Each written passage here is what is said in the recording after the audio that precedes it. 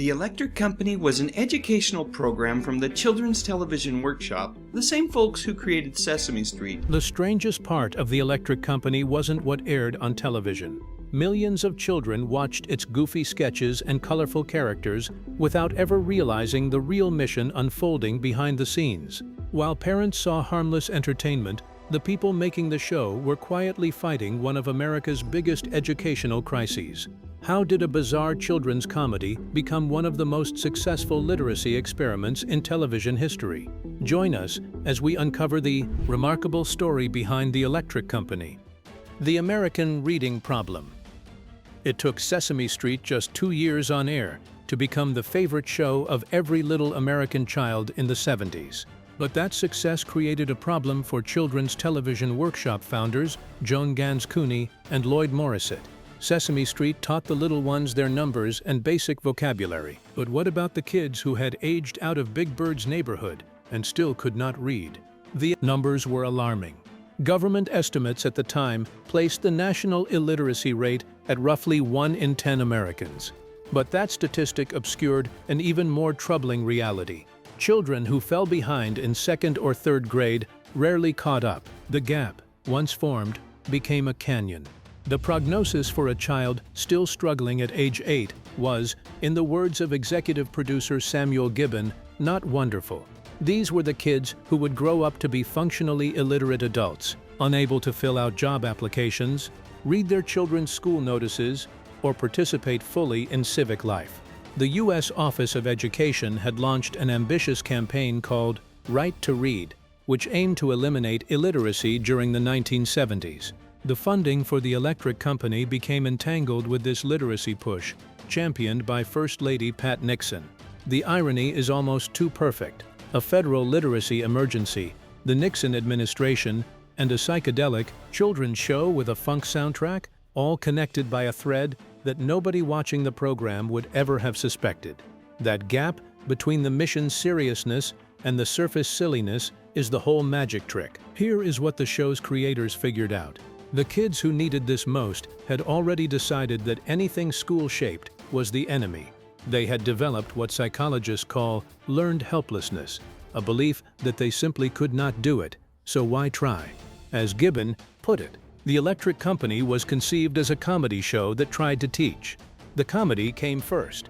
The teaching rode in on its back. The idea that television, the very box that educators believed was rotting children's brains, could be the cure for illiteracy was, to many teachers and administrators, an insult. Plus, as Joan Gans Cooney wrote in 1976, few of the experts agree on how to teach reading in the classroom, even under ideal circumstances.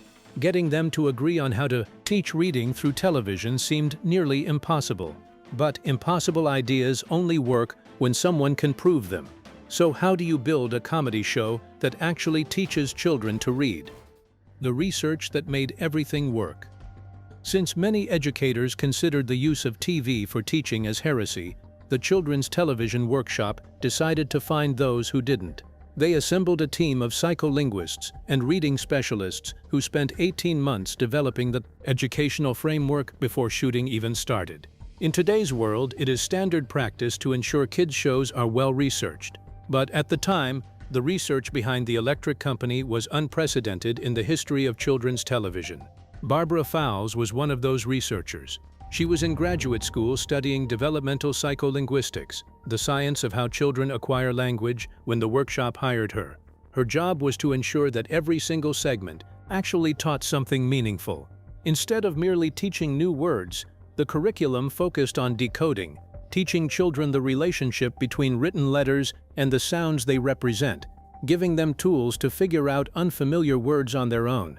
They emphasized phonics because research had shown that struggling readers often could not connect letters to sounds. One concrete testing example from the research phase involved the show's signature silhouette segments. 2 shadow profiles faced each other across the screen, each holding one end of a word. One profile owned the front half, another the back, and they sounded their halves until the words snapped together in the middle. It turned blending sounds into a 2-person duet. The researchers tested this format extensively with children in the target age range, But over the course of the next couple of years, as I matured ever so slightly, I really started enjoying the Electric Company. Watching their faces for signs of comprehension, measuring their ability to blend sounds correctly, and adjusting the pacing until it worked. The result was an elegant design disguised as psychedelic chaos. The research team also developed the Silent E segments, which became one of the show's most beloved teaching tools. Pull the E off ride, and suddenly it is rid, like a magic trick. To a struggling reader, it genuinely was magic. But the research was not just about what worked, it was also about what did not. Fowles admitted they did a lot of wordplay that was, in her words, probably a mistake. The jokes that were hilarious to an adult or a sharp kid sailed clean over the head of the struggling child. Also, the speed that made the show cool enough to watch was sometimes the exact thing that left the strugglers behind. The Educational Testing Service conducted a massive study after the first season, involving more than 8,000 first through fourth grade children in an experimental control, pre-test, post-test design. The results were unambiguous. The program was successful in almost all of the 19 major curriculum areas it undertook. A 1977 report found a clear, significant impact on its primary target, second graders in the bottom half of the class. By its own brutal standard, does it help the kid falling behind? It succeeded. The show measurably and verifiably worked, but research alone doesn't make unforgettable television. Someone still had to bring those lessons to life, and somehow they assembled one of the greatest casts in children's television history. Legends doing the humblest work. The cast of the Electric Company reads like a who's who of 20th century entertainment. Rita Moreno, who had already won an Academy Award for West Side Story a decade earlier, was the "Hey you guys" lady. She went on to become one of the few humans alive to win an EGOT, an Emmy, a Grammy, an Oscar, and a Tony. But in 1971, she was yelling herself hoarse to get struggling third graders to care about a vowel. Next to her was a then unknown actor from Mississippi named Morgan Freeman. He played Easy Reader, a laid-back hippie. You know, I've got to hand it to Morgan. He totally sold me on this reading thing. Whose entire personality was that he loved reading so much he could barely stand it. He also played a smooth-talking DJ named Mel Mounds, a vampire menaced not by garlic but by the alphabet, and various other characters. As a kid, you have zero context, but as an adult, you sit there realizing you were taught to read by a future Oscar winner. The early seasons also featured Bill Cosby, whose later story casts a long, complicated shadow over this footage now. Judy Graubart came straight out of Second City, the legendary improvisational comedy troupe that launched so many comic geniuses. There was a teen pop group called the Short Circus, and one of those kids was a young Irene Cara, future star of Fame and Flashdance. Guest voices included Gene Wilder, Zero Mostel, and Joan Rivers. The theme was by Joe Raposo, the genius behind the best Sesame Street songs. Tom Lehrer, the mathematician turned musical satirist, wrote songs for it, and the music genuinely slaps. Full arrangements for a show teaching 7-year-olds about vowels. They did not make kiddie music. They made actual music and pointed it at children. The song stuck in your head for 30 years is stuck because it was good enough to be on the radio. The producers hired real musicians who took the work seriously, who wrote arrangements that could have been hits on the R&B charts. They understood that children respond to authenticity, that they can tell when something is made with care. The comedy writers were among the best in the business, and a bunch of them went on to write for MASH, and later Everybody Loves Raymond. When the jokes felt a cut sharper than they needed to be, you were right. They were written by people who would go on to make some of the funniest television ever. As incredible as that cast was, the show's smartest educational trick didn't involve any of them. It involved the biggest superhero Marvel was willing to lend them: weaponizing Spider-Man. Which brings us to the favorite trick the show ever pulled. In 1974, the first ever live-action Spider-Man appeared on screen, and it was on the Electric Company. Marvel Comics gifted the character to the production team, and it paid off in mind-blowing ways. Use of Spider-Man on the show was actually a gift from Marvel Comics and Stan Lee. Although the budget was too thin for them to afford real effects, they still made it work. They would cut to actual comic book panels mid-scene while Spidey acted, as if he had cleverly foiled some goofy villain. But why was Spidey in the show in the first place? Well, most people might not notice this, but Spider-Man actually never talked, and that was very intentional. The team took the most exciting comic character in those days and made it so the only way to know what Spidey was thinking was by reading what was in a word balloon over his head. Kids responded exactly as intended. One child who learned to read through the show recalled years later that Spidey's segments made her want to read, not because she had to, but because she wanted to know what her favorite superhero was saying. The Spidey Super Stories segments produced during the 1974 to 1976 seasons. Jennifer of the Jungle and Paul also made an appearance in the Spidey Super Stories comic book. Were a masterclass in educational engineering. Because Spider-Man never spoke aloud, the show created a natural motivation for reading that did not feel like a lesson. But pulling off tricks like that wasn't easy. Every brilliant sketch had to survive a battle that most viewers never knew was happening. The invisible war behind the scenes. Despite how brilliant the Electric Company was, it wasn't as perfect behind the scenes. You had a building full of brilliant comedy writers who wanted to be funny, and a team of curriculum experts whose whole job was to slow them down so a struggling kid could follow. Those two groups were constantly at war.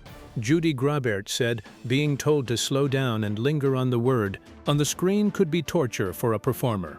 Comedy is timing and speed, while teaching a struggling reader is the opposite. Instead, she showed up on a bunch of commercials during the 70s. I think advertisers realized that Judy's trademark niceness. The comic actors want to deliver their punchlines while keeping the energy high.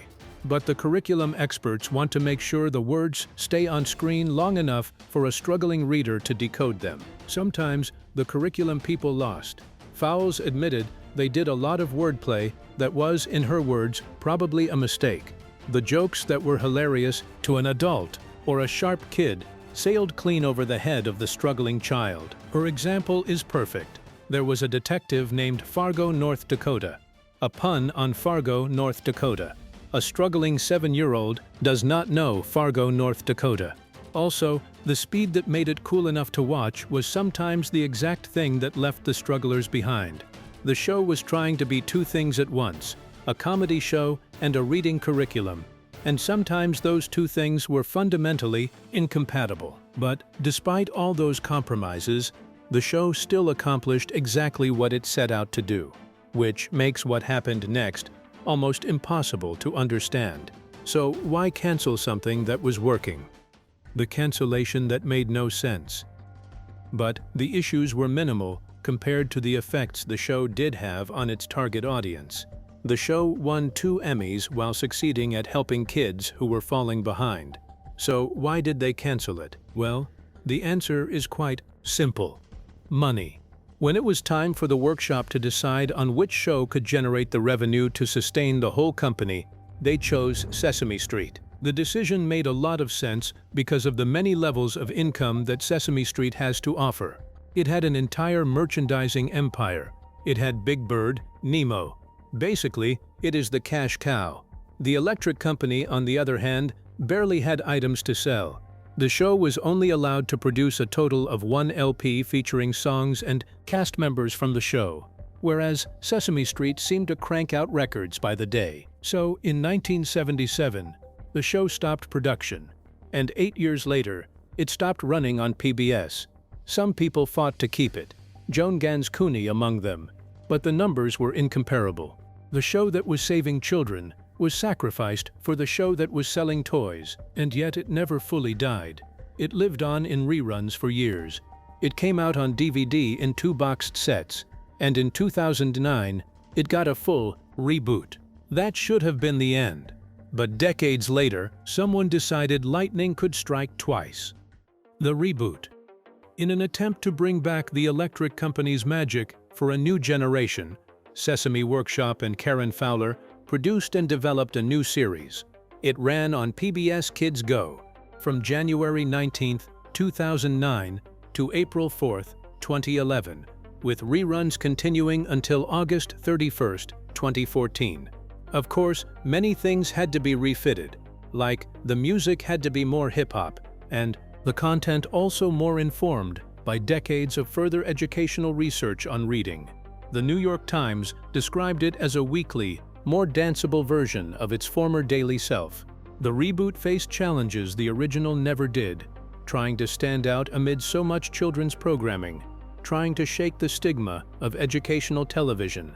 It had a touch of High School Musical and fame to it, with a cast of culturally diverse city kids who sang and danced. The show ran for 3 seasons and produced 52 episodes, but it never captured the original. The psychedelic weirdness, the funk music, the sense that you were watching something too cool for the room. That was a product of its time. But the legacy of the original Electric Company is everywhere. Most research-backed kids shows that came after are walking through a door this one kicked open. Dora the Explorer, with its interactive literacy lessons. Blue's Clues, with its research-based approach to child development. Countless other educational programs that use entertainment to teach. The show lost the business fight, but it won the long game anyway. The show also pioneered techniques now standard in educational television. The use of repetition, the careful pacing of new information, and the integration of music and humor to reinforce learning. They were making it up as they went along, and they got it right more often than they got it wrong. But there is one final story that perfectly captures what made the Electric Company so unusual. Because while millions of children were gaining confidence, one cast member was quietly losing his. The Morgan Freeman revelation. Which brings us finally to the thing you cannot stop thinking about. One person in this cast was secretly terrified the whole time, and it was the future voice of God himself. Morgan Freeman has talked about this, and it is not the warm story you would expect. He said the experience genuinely scared him. He was a struggling unknown actor, and he could see exactly how many performers got pegged as the children's show guy and then never got to be anything else. He was afraid Easy Reader, this beloved character, the most relaxed man alive, would become the ceiling of his whole career. The thing kids adored him for was the same thing he was privately afraid of, and for a while it seemed like his fear was valid. His real breakout, Street Smart, did not come until 1987, 10 years after the Electric Company show ended. But today Morgan Freeman has become much more than Easy Reader. He has become an icon. Out of that same job that frightened him, he got a friendship with Rita Moreno that lasted the rest of their lives. He has called it the start of a wonderful friendship that began the day they met on that set. And out of that same job, a generation of kids who hated reading learned to read. Rita Moreno said it best years later. She always saw the show as a kind of community service. They worked incredibly hard, and it was absolutely worth it. A wonderful, wonderful experiment. She understood what they were doing, even if the kids watching did not. She knew she was part of something important. What do you think? Did the Electric Company deserve the same legendary status as Sesame Street? And if you grew up watching it, which segment do you still remember the most? Share your thoughts with us in the comments section. Remember to like, share, and subscribe for more. Also, click the next video showing on your screen. You will enjoy it.